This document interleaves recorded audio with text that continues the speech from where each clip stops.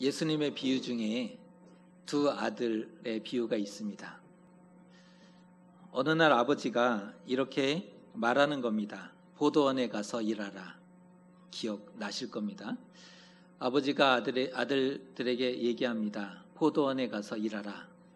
맏아들은 가겠나이다 하더니 어떠한 이유에선지 가지 못하게 되었지요. 둘째 아들은 싫습니다 하였다가 그 후에 뉘우치고 포도원에 가서 일하게 되었습니다. 누가 순종한 것입니까? 큰아들은 가겠다 큰 소리 치더니 가지 않았습니다. 둘째 아들은 싫습니다 거절하더니 나중에 뉘우치고 갔더라. 누가 순종하였습니까? 질문을 조금 바꿔보겠습니다. 하나님은 어떤 순종을 원하실까요? 지금 우리는 어떠한 순종을 하고 있으십니까? 질문이 참 어렵죠. 지금 우리는 어떠한 순종을 하고 있는가? 오늘 말씀을 통해서 한번 깊이 생각해보는 시간이 되었으면 좋겠습니다. 이스라엘 나라가 강성해지고 사방에 이임과 승리가 있었습니다. 사울 왕 때이죠. 나라가 힘이 있어졌고 많은 전쟁을 통해서 이임과 승리를 얻은 때가 되었습니다. 어느 날 사무엘이 사울에게 가서 전합니다. 여호와께서 왕에게 기름을 부어 그의 백성 이스라엘 위에 왕으로 삼아 주셨으니 이제 왕은 여호와의 말씀을 들으십시오. 하나님이 사울을 왕으로 세워주셨으니 여호와의 말씀을 들으셔야 합니다라는 대언을 하게 됩니다. 구체적인 명령이 오늘 말씀 2절에 나오는데요. 2절의 말씀을 제가 읽어드립니다. 만군의 여호와께서 이같이 말씀하시기를 아말렉이 이스라엘에게 행한 일 곧 애굽에서 나올 때에 길에서 대적한 일로 내가 그들을 벌하노니. 이스라엘과 아말렉 사이에 있었던 200년도 더 된 일들을 지금 다시 소환하고 있는 겁니다. 그때 무슨 일이 있었는지 기억하십니까? 출애굽 후 광야에서 아말렉과의 전쟁을 하게 되었는데요. 그 일로 인해서 하나님이 지금 말씀하시는 겁니다. 아말렉을 진멸하라. 시간의 차이가 200년이 훨씬 지났다고 말씀을 드렸습니다.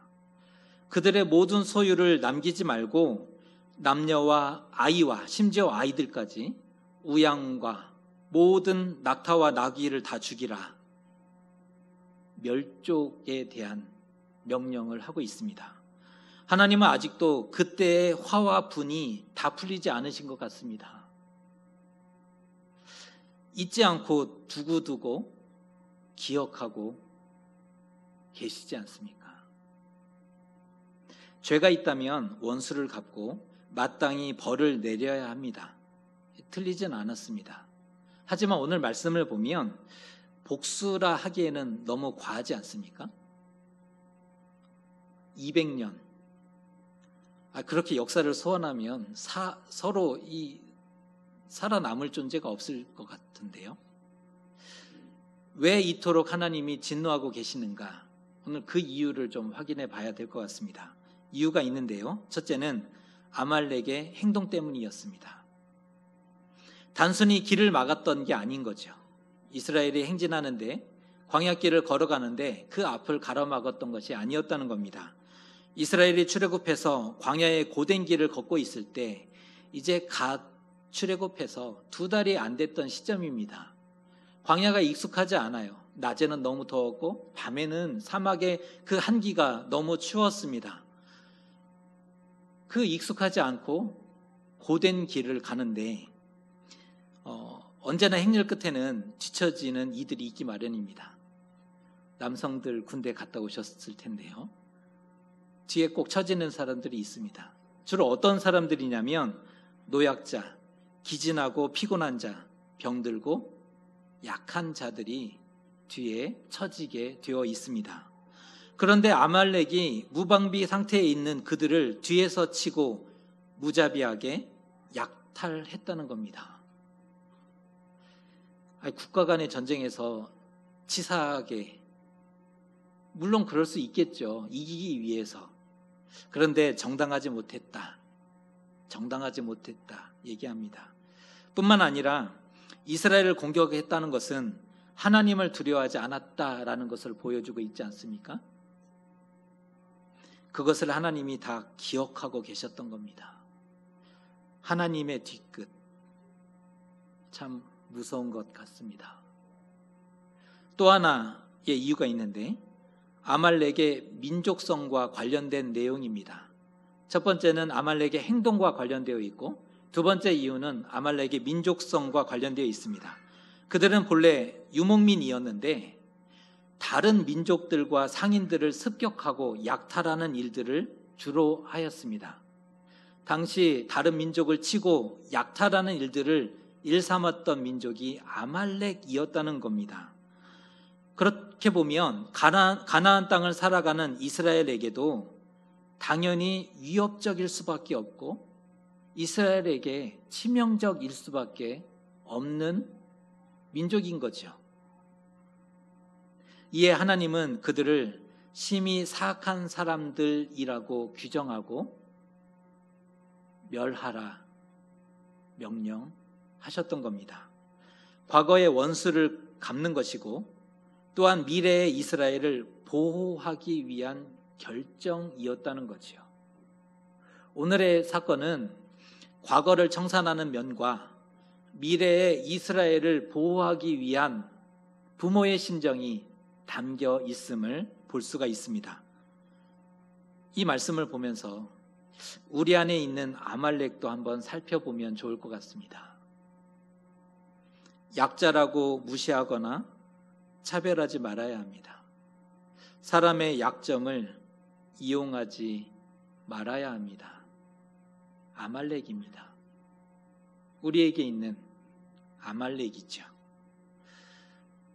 코로나로 지쳐있는 지금 사람들이 건들기만 하면 터질 것 같은 그런 표정으로 살아가고 있지 않습니까?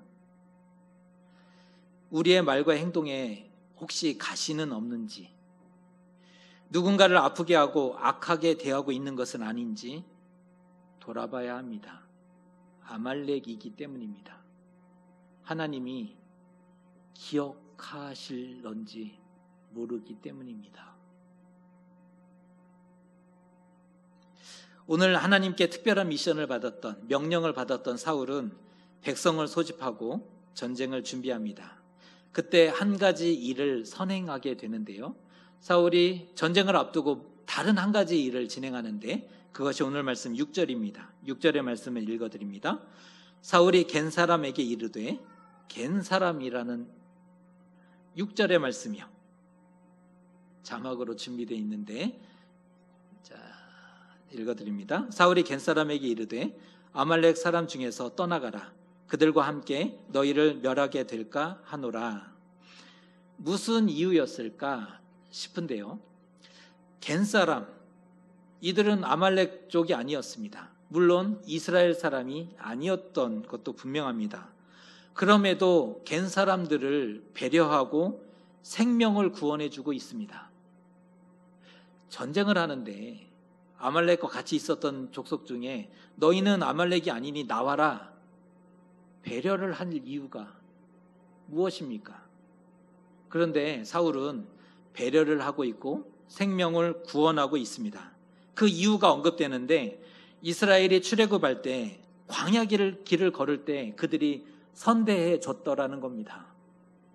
겐 사람들이 자신들을 200년 전에 선대했기 때문에 지금 너희들을 살려준다는 그런 의미입니다. 혹시 모세의 장인이 어느 민족이었는지 기억하십니까? 겐 사람이지요. 미디안 땅에서 만났던 겐 사람입니다. 그가 이스라엘을 영접합니다. 출애굽하고 나오니까 사위를 영접한 거죠. 이스라엘을 영접했고 하나님께 제물을 드립니다. 광야에 익숙했던 민족이었지 않습니까? 광야에서 살았던 사람들이었기 때문에 광야에 익숙하다 보니 이스라엘의 눈이 되어서 광야 생활과 진치는 것을 도왔고 또 모세 혼자 이스라엘을 다 이끌 수 없으니 천부장, 백부장, 50부장, 10부장을 세울 수 있도록 안내를 했던 사람이 바로 겐 사람이었다는 거죠. 어려울 때 큰 도움을 받았습니다. 힘들 때, 경황이 없을 때 큰 도움을 받았습니다. 그리고 이제 그 은혜를 갚고 있는 겁니다. 지금도 다 기억하고 있다는 거예요. 하나님의 뒤끝은 정말 대단합니다. 죄악도 기억하고 계시지만 선대한 것, 또 사랑을 베푼 것, 하나님께 충성한 것도 결코 잊지 않으신다는 그런 말씀입니다. 오늘 사울은 하나님의 명령대로 전쟁을 승리하게 됩니다. 아각 왕을 사로잡게 되고 백성을 모두 진멸하였습니다. 여기까지는 분위기가 좋습니다. 사울이 순종했기 때문입니다. 하지만 사울은 명하지 않은 다른 일을 하게 되는데요. 그 명하지 않은 다른 일이 9절에 소개되어 있습니다. 9절 말씀 우리가 같이 한번 읽어보겠습니다. 시작. 사울과 백성이 아각과 그의 양과 소의 가장 좋은 것 또는 기름진 것과 어린 양과 모든 좋은 것을 남기고 진멸하기를 즐겨 아니하고 가치 없고 하찮은 것은 진멸하니라. 하나님이 명하신 것과 너무 다르지 않습니까? 그는 분명 아말렉을 진멸하라는 분명한 명령을 받았습니다. 하지만 사울은 결국 하나님의 명령과 다른 일을 했었던 겁니다. 하나님과 맺은 종교적 서약이었습니다. 하나님은 이스라엘의 왕이었고 사울을 왕으로 세우신 분이었습니다. 하나님과 이스라엘이 맺은 종교적인 서약이고 하나님이 싸우시는 거룩한 전쟁이었기 때문에 그 모든 것은 바친 것으로 삼아야 했다는 겁니다. 그 어떤 것도 취할 수 없었죠. 진멸하지 않으면, 자칫 잘못하면 진멸당할 수도 있는 중대한 일이었다는 것입니다. 혹시 기억하십니까? 가나안의 첫 성이었던 여리고를 정복할 때 여리고는 가나안의 첫 성이니 그 어떤 것도 취하지 마라, 하나님께 바친 바 되었다라는 명령을 받았지 않습니까? 하지만 아간이라는 사람이 욕심을 내게 됐고 외투와 은과 금을 숨기게 되었지 않습니까? 그 죄로 인해서 이스라엘은 여리고보다 훨씬 작았던 아이성 정복에 실패하게 되고 아간은 죽음으로 속죄해야 하는 일들이, 그 안타까운 일들이 있었던 것을 보게 됩니다. 마찬가지로 오늘 사울은 하나님의 명령에 순종해야만 했었다라는 말씀입니다. 이에 사무엘이 책망하자 사울이 어떤 반응을 보였는지 아십니까? 변명하지요. 백성들 때문입니다. 백성들이 살리자 하니 어쩔 수 없었습니다. 비겁한 변명을 했고 백성에게 교묘히 책임을 전가하고 있는 사울은 머리가 좋았던 사람입니다. 백성에게 그 모든 책임을 교묘히 전가하고 있음을 보게 됩니다. 사울의 말대로 백성의 요구를 무시할 수 없었기 때문에 어쩔 수 없었던 것일까요? 그의 실패는 백성들의 요구 때문이 아니라 그의 탐욕 때문이었음을 볼 수가 있습니다. 하나님이 가지지 않으신다니까 자신이 가지려고 했었던 결과입니다. 그래서 아가강을 살린 것이고 모든 좋은 것을 살리고 가치 없고 하찮은 것만 진멸했던 이유입니다. 그저 탈취하기에만 급급했던, 탈취하는 데 마음이 바빴던 사울의 모습을 볼 수가 있습니다. 하나님을 버리고 재물을 선택한 사람이었죠. 보통의 우상에게는 그것이 통하고 먹히는 일들이었습니다. 당시 우상 숭배자들을 보면 그것이 보편적인 관행이었기 때문입니다. 많은 재물을 우상에게 바치면 바칠수록 더 큰 기도의 응답과 복을 부어주신다라고 당신은 믿고 있었기 때문이라는 것입니다. 그래서 사람들이 할 수 있다면 경쟁적으로 귀하고 값진 것을 우상에게 가져왔던 거죠. 어떻게 사람이 자신의 아들을 신에게 드릴 수 있습니까? 그런데 이 귀한 아들을 드리면 더 크고 놀라운 응답을 받을 수 있다는 믿음과 확신이 있었기 때문에 그러한 일들을 한 거죠.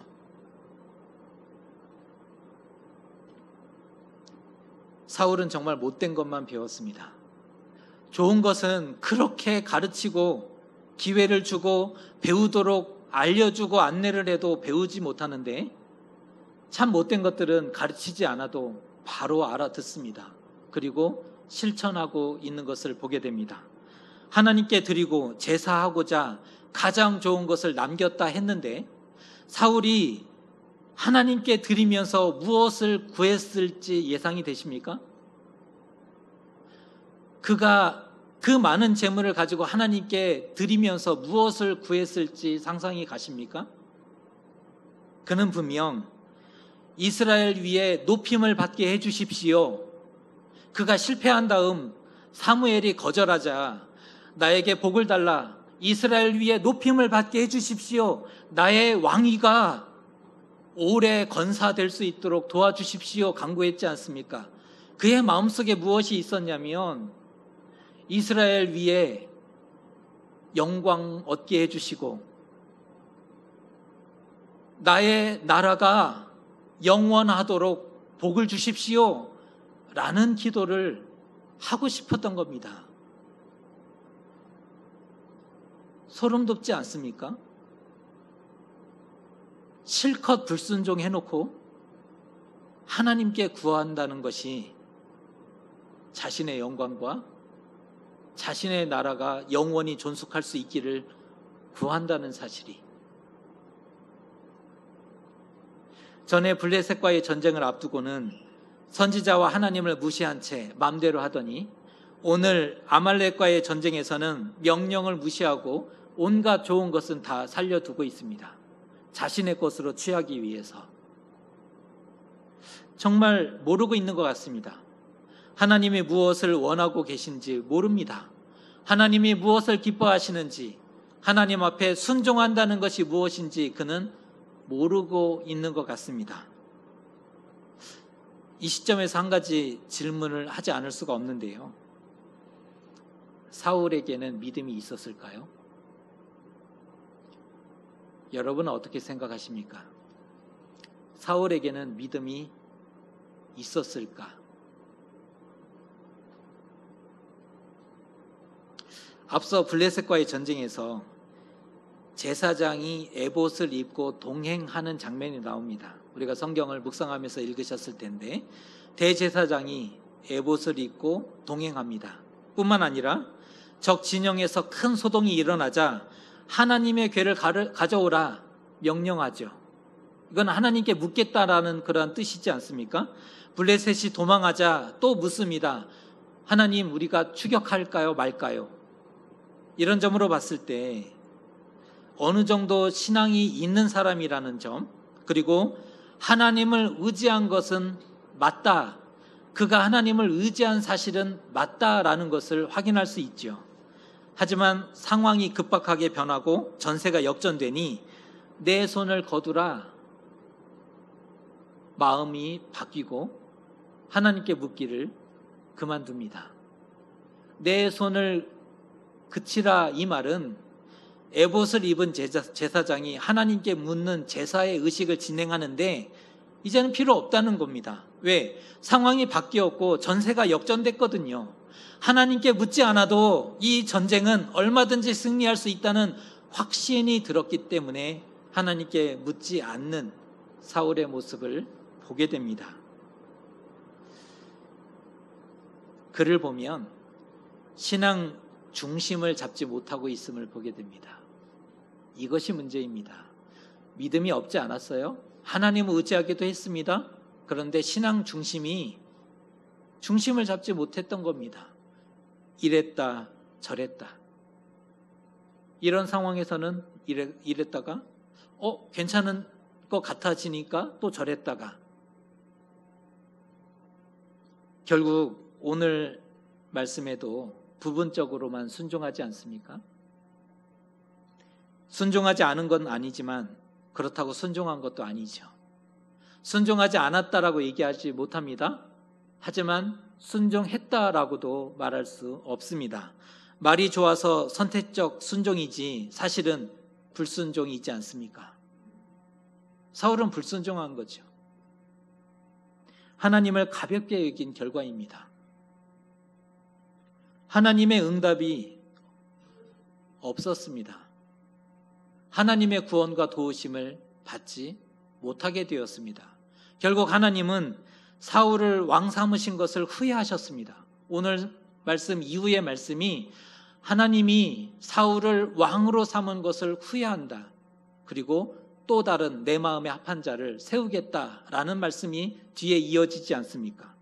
사울이 하나님을 버리자 하나님도 사울을 버렸습니다. 순서가 있죠. 사울이 하나님을 버리니까 하나님도 사울을 버리신 겁니다.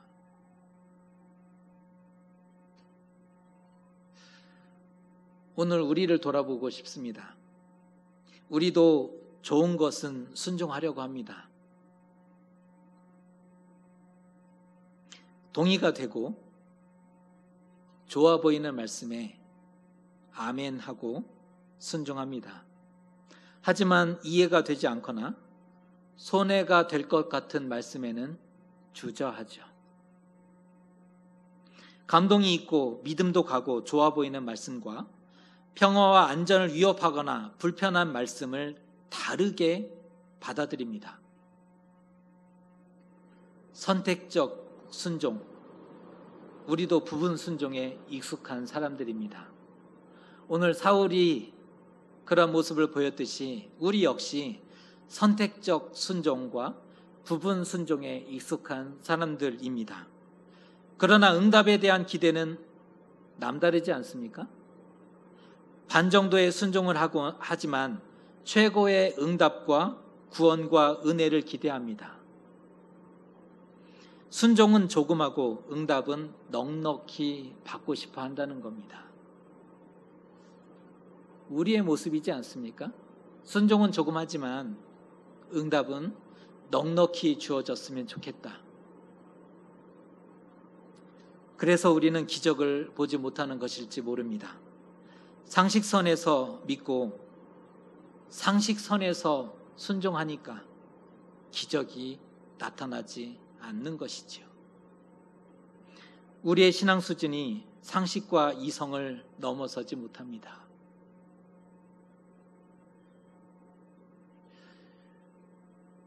우리가 믿는다라고 말하는데 그 믿는다라는 말은 이성과 상식을 넘어서지 못하는 범위이지 않습니까?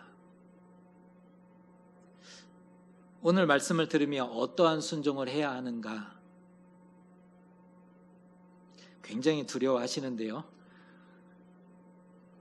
제가 말씀드리고 싶은 것은 신앙에서는 부분 순종이 너무나 중요하다는 것입니다. 놀라지 않으셔도 됩니다. 신앙에서는 부분 순종이 너무나 중요합니다. 믿음은 부분 순종에서부터 배우게 되어 있습니다. 거기서부터 믿음이 시작됩니다. 작은 믿음에 성공하지 못하면서 큰 믿음을 소유할 수 없죠. 생각해 보세요. 작은 믿음을 갖지 못했는데 어떻게 큰 믿음을 소유할 수 있겠습니까? 작음에 순종하지 못하면서 큰 것을 순종할 수 있다고요? 그것은 거짓말입니다. 천리길도 한 걸음부터라는 신앙에 굉장히 유익한 속담도 있지 않습니까? 뭐든지 작은 것부터 결단하고 뭐든지 우리가 할 수 있는 것부터 결정하고 거기서 오는 성공의 기쁨을 맛볼 수 있어야 하는 것입니다. 주일 성수도 그런 것이고 경건 생활도 마찬가지고 말씀을 읽는 것, 기도 생활, 봉사하는 것, 11조도 다 마찬가지 아니겠습니까? 지금 할 수 있는 분량까지, 지금 할 수 있는 분량만큼 도전하고 결정하고 성공을 맛보아야 하는 것입니다. 작은 성공이 기적을 가져다 줍니다. 우리가 할 수 있는 만큼 결정하는 거예요. 그리고 하나님을 의지하고 하나님의 도우심을 구하면서 나아가는 겁니다. 그럴 때 하나님이 주시는 은혜로 힘을 내서 용기를 내서 그 일들의 승리를 맛볼 때, 아, 믿는다는 것이 이런 것이구나. 하나님은 오늘도 성경에만 살아계신 하나님이 아니라 오늘 우리에게도 살아 역사하시는 하나님이구나. 이것을 조금씩 깨닫고 배워가는 것입니다. 하지만 대부분 너무 잘하려다가 아무것도 하지 않는 실수를 범한다는 것입니다. 완벽하게 하고 싶었거든요. 은혜롭게 하고 싶었거든요. 보란 듯이 잘하고 싶었습니다. 결국은 아무것도 못하죠. 평생 그 상태일 수 있다는 거죠.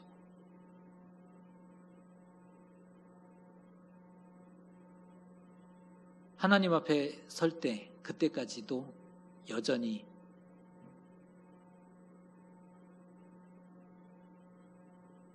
우리가 무엇을 해야 하는지를 오늘 말씀은 선명히 보여주고 있습니다. 사울에게 필요한 것은 온전한 순종입니다. 우리에게 필요한 것은 부분 순종입니다. 우리는 사울이 아닙니다. 우리는 이스라엘의 왕이 아니에요. 사울에게 온전한 순종을 요구했던 것은 이스라엘 왕이고 그 역할을 감당해야 하는 사람이었기 때문에 사울에게는 온전한 순종을 요구하셨는데 하나님은 우리를 아시지요. 잘할 수 없음을 아셔요. 큰 것을 요구하면 포기할 줄을 아십니다. 우리는 우리에게 주어진 삶에서 최선을 다해 할 수 있는 우리의 몫을 감당하며 걸어가면 되는 것입니다. 그런데 부분 순종에 성공할 수 있다면 온전한 순종을 이루어낼 수 있다는 것입니다. 단 조건이 있습니다. 하나님과 연결되어 있어야 하고 자신의 영혼을 사랑해야 합니다. 하나님과 연결되어 있고 자신의 영혼을 사랑하는 사람이라면 작은 순종, 부분 순종을 통해 온전한 순종으로 나아갈 수 있게 됩니다. 오늘 저와 여러분 하나님 앞에 이렇게 결정하고 나아가면 좋겠습니다. 작은 성공으로 믿음과 신앙을 배워가시고